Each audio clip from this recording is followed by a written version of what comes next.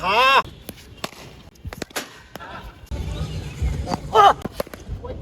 না 12 বলে 25। মুম্বাই রাজি?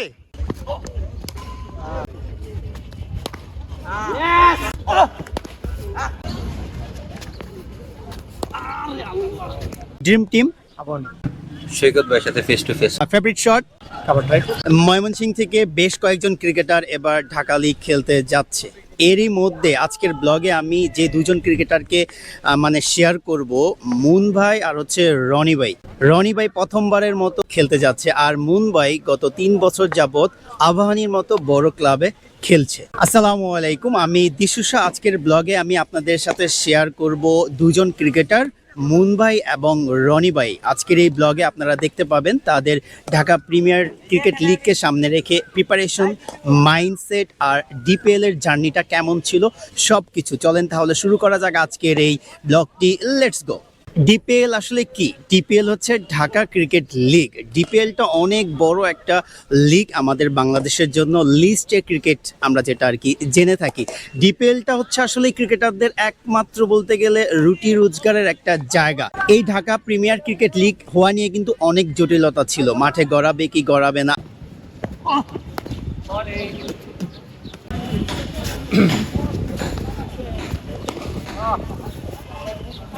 রান আছে।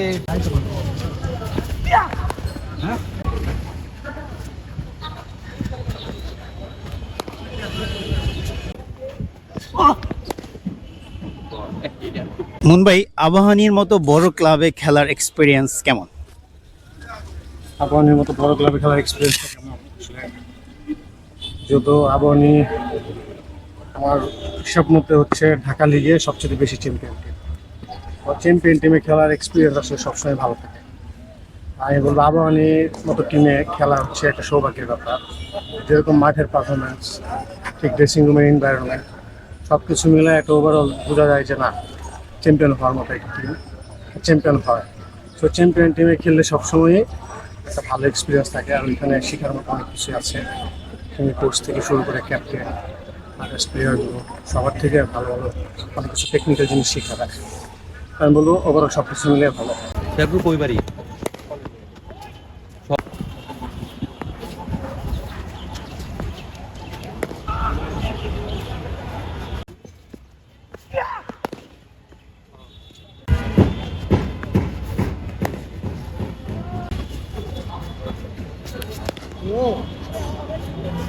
ডিপিএল খেলার সবচেয়ে বড় লেসন কি?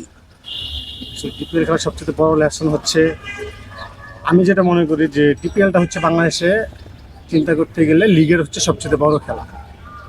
তো ওইখানে একটা ইয়াং প্লেয়ার খেলা মানে হচ্ছে ওর জন্য একটা চ্যালেঞ্জিং, যে নতুন ধাপ, বড় বড় প্লেয়ার, বড় স্টেজ।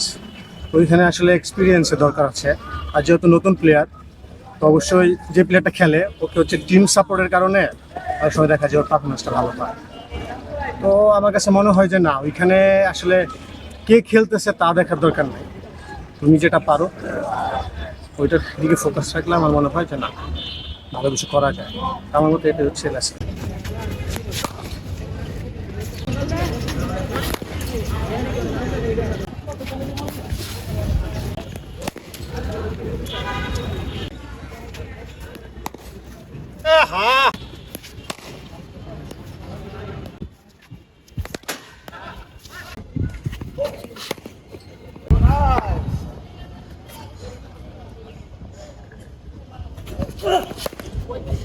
মুম্বাই নতুন প্লেয়ার আর এক্সপেরিয়েন্স প্লেয়ারের মধ্যে মেইন ডিফারেন্সটা আসলে কি? এক্সপিরিয়েন্স বলতে গেলে আমরা কি বুঝি? লং টাইম খেলা। নতুন হচ্ছে ওর প্ল্যাটফর্মটা হচ্ছে এটা দিয়ে শুরু। লাইক একজন প্লেয়ার আছে ডিপিএলে খেলে হচ্ছে 12 বছর যাবে, একজন হিউজ এক্সপিরিয়েন্স। আর একজন আছে ওর ডেবু হবে, তো ওইখানে অনেক ডিফারেন্স আছে না? তো 12 বছর আর নতুন প্লেয়ার।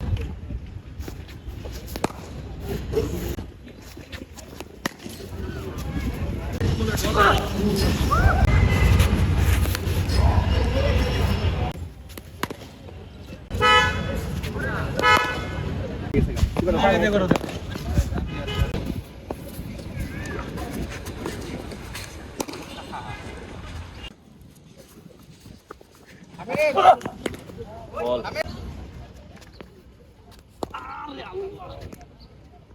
2 রান 2 রান আহা 2 রান হইব ভাই এটা। আউট হয়ে গেছিল তোমার ভাই। ময়মনসিংহ থেকে রনি ভাইয়ের মতো যারা আর কি প্রথমবার আসতেছে খেলতে, তাদের জন্য আপনার পক্ষ থেকে আসলে কি অ্যাডভাইস থাকবে? আমি বলবো যে যেহেতু প্রথম বছর প্রিমিয়ার লিগ রনির জন্য, এরকম যারা আছে, রন শুধু রনি না, যারা খেলবেন, আমি বলবো যে নতুন জায়গা, বড় স্টেজ, নিজের বেস্টটা দেওয়ার জন্য আর ডিসিপ্লিন মেনটেন করা যায়।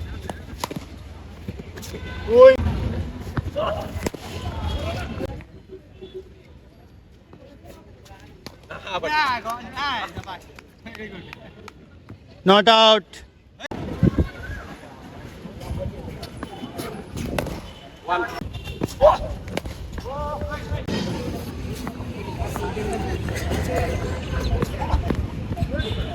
ডিপিএল লেভেলে পারফর্ম করতে হলে কোন স্কিল সবচেয়ে ইম্পর্টেন্ট? কোন স্কিল সবচেয়ে ইম্পর্টেন্ট? নিজের আত্মবিশ্বাসটা সবচেয়ে বড় ইম্পর্টেন্ট। নিজের আত্মবিশ্বাস, নিজের কনফিডেন্সটা হচ্ছে সবচেয়ে বড় জিনিস পার্সন হিসাবে, নট স্পোর্টসম্যান সব কিছুর ক্ষেত্রে। আর টেকনিক্যাল জিনিসগুলো হচ্ছে গিয়ে কি, ওই জায়গায় খেলতে হলে ভালো প্র্যাকটিসের দরকার আছে, ভালো গাইডেন্সের দরকার আছে। তো ভালো গাইডটা হচ্ছে মেন। গাইডটা হলে হয় কি যে ওই জায়গায় ভালো কিছু করা যায়, টেকনিক্যাল জিনিসগুলো শেখা যায়।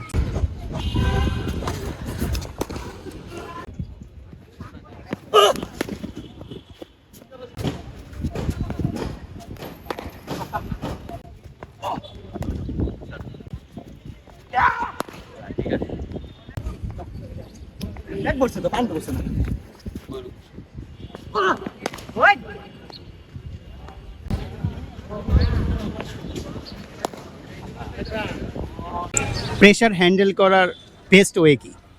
প্রেশার হ্যান্ডেল করার বেস্টটাই হচ্ছে নিজেকে নিয়ে ভাবো, নিজেকে নিয়ে ভাবো, নিজে কি পারো।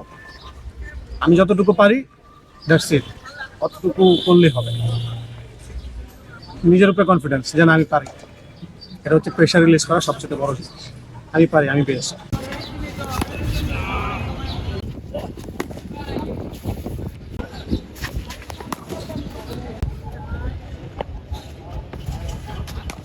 লাভলি বল।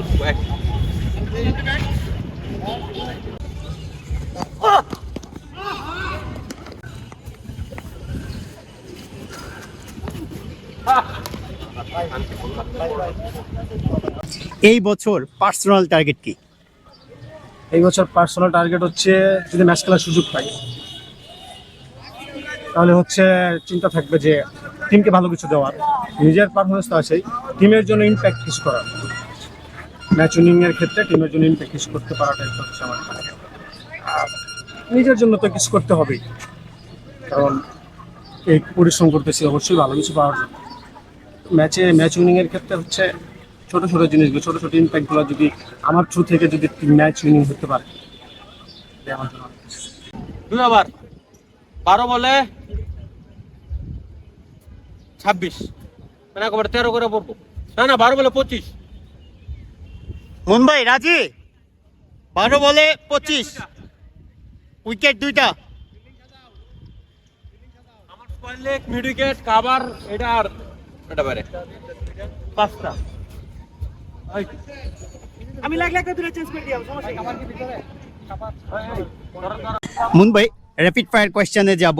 ড্রিম টিম, আবার favourite shot, cover drive, biggest boy. Biggest boy, pass. Okay, thank you so much Mumbai. Rony ভাই 12 বলে কত? 12 বলে 25, 2 উইকেট। Batsman ready? 12 বলে 25, 2বার চান্স।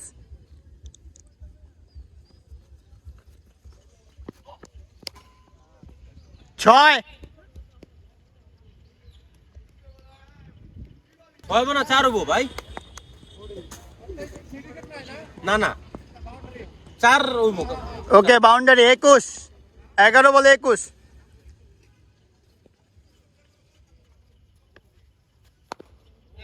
1।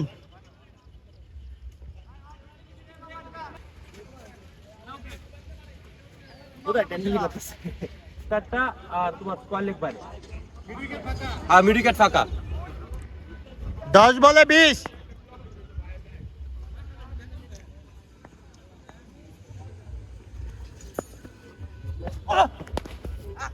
2 বাইরে তো 18, 9 বলে 18।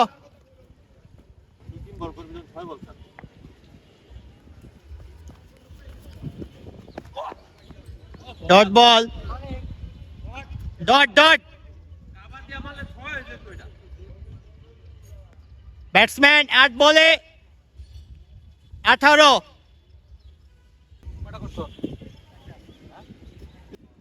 8 বলে 18, চাপাই এক্সপ্রেস।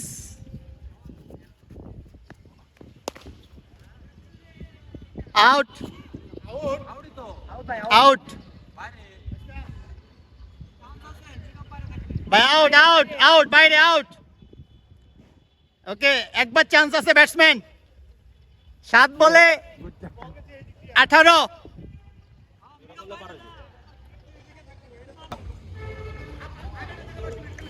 ওটা আচ্ছা না, ওটা 4 তোমার লাস্ট উইকেট। 7 বলে 16, ওটা 4 হলে।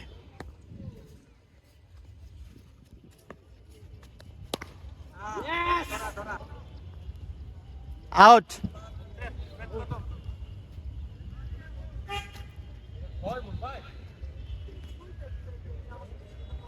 তাহলে কি চ্যালেঞ্জ শেষ?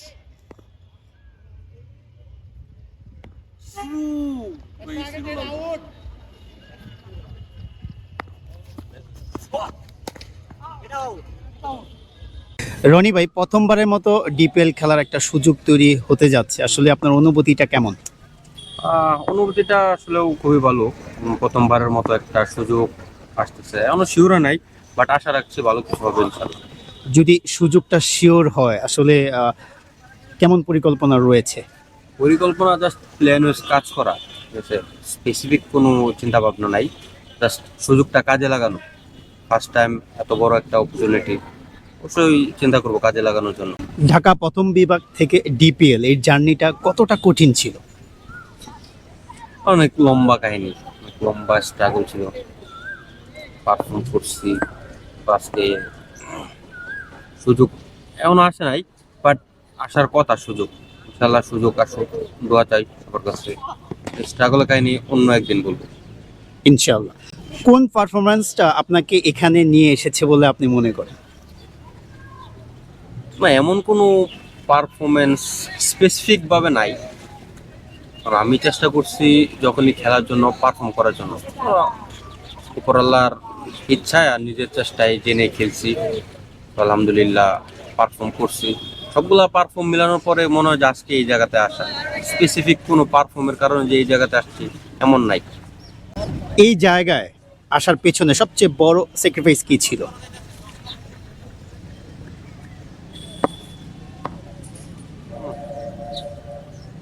নিশ্চয়ই কোনো স্যাক্রিফাইস আছে, সেটা ছোট হোক বড় হোক।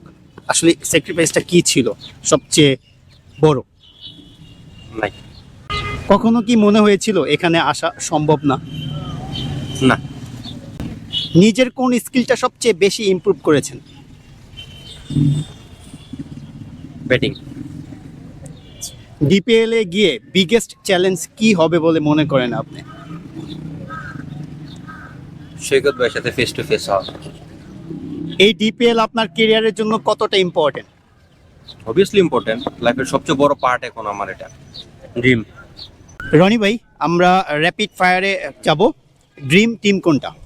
আবনি favourite shot? Short over the cover. সবচেয়ে বড় ভয় কোনটা?